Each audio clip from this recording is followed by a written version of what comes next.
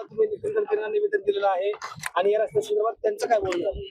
आम्ही त्यांना विनंती केली किंवा ह्या पद्धतीने हा इथं पूल नकोय.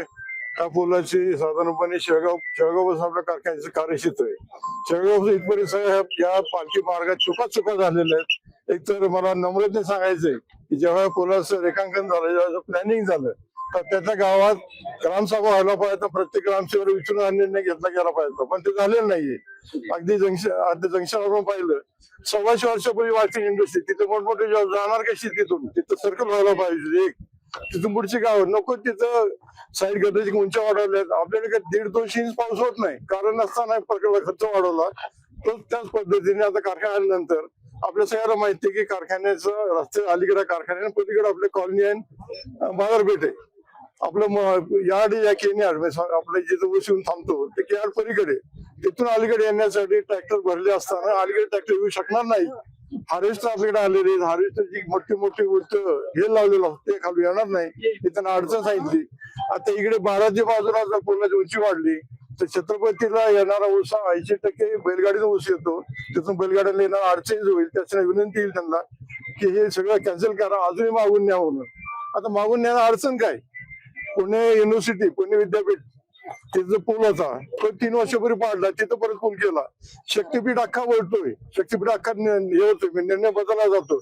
मग ज्या कारखान्याचे 42 सभासद आहेत, म्हणजे पर्याय 1 लाख लोकांचा हा जीवनाचा कारखाना आहे, त्याच्यावर 1 लाख लोक अवलंबून आहेत. त्या लोकांसाठी बिघडलं, हे बदललं, बिघडलं कुठं? आणि आता पालखी आपण जर पाहिलं तर पुढच्या महिन्यात पालखी येणार, साधा महिना राहिलाय, महिन्यात तिथं काहीच होणार नाहीये. त्याच्याऐवजी पालखी आता जाऊन द्यावी आणि लासूर जंक्शन, लासूर संसर अगदी इथपर्यंत हे सर्व वर्षभरात याचं चांगलं प्लॅनिंग करून याचं कामकाज करता येईल. आणि हिचं काही गरज नाहीये फ्लायओव्हरची, पण केव्हा 8 तास आहे. आणि 8 तास आमची विनंती, गडकरी साहेबांची विनंती, मोदी साहेबांची विनंती, सन्मानित राज्याचे मुख्यमंत्री सन्माननीय देवेंद्र फडणवीस साहेबांची विनंती, सन्माननीय पारदारांची विनंती, सन्माननीय सुनेताबाईंनी पवार साहेबांची विनंती. परंतु माझी आज विनंती राहील, माझी हात जोडून विनंती गडकरी साहेबांना त्यांनी ऐकावं. आणि ऐकलं नाही, आणि जर ते पोलिसांवर म्हटले हा पृथ्वीराजाचा पहिला तुरुंगात जायला तयार आहे, मी माझं स्वतः दहन करेन, पाहिजे पूर्ण होऊन जाणार नाही एवढी माझी आजची म्हणजे कठोर निर्णय घेतलेला. आज मी छत्रपतींच्या समोर सांगतोय, छत्रपती शिवाजीराव महाराज आणि शाहू फुले आंबेडकर, पुण्यश्री अहिल्याबाई होळकर, अण्णाभाऊ साठे या सगळ्यांच्या पुढे सांगतो की आम्हाला दाखवून आपण तिथे फोन करायचा प्रयत्न केला तर आम्ही याचा निश्चित विरोध करू.